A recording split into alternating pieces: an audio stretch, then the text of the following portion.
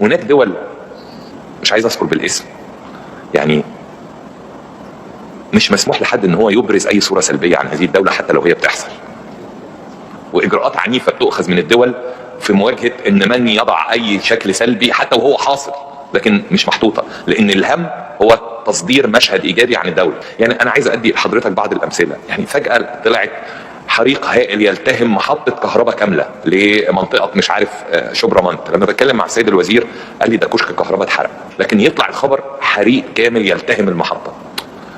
مش عارف يطلع بعديها خبر حريق يعني ياخد مول كامل ويطلع في الاخر محل جوه المول اللي اتحرق. هناك ناس متفرغه ومن خارج مصر على مواقع لمهاجمه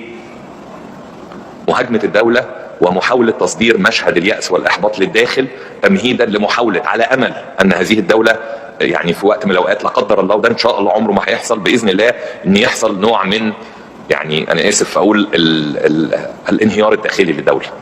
هم يعوا تماما ان قدرات هذه الدوله على مواجهه اي تهديد خارجي كبير. طب ازاي احاول ان انا اضعف هذه الدوله؟ احاول اضعفها من الداخل. من الداخل ان انا احاول اشكك المواطنين ويعني افقد المواطن الثقه في الدوله ومؤسساتها وفي قدرات الدوله على الاداره.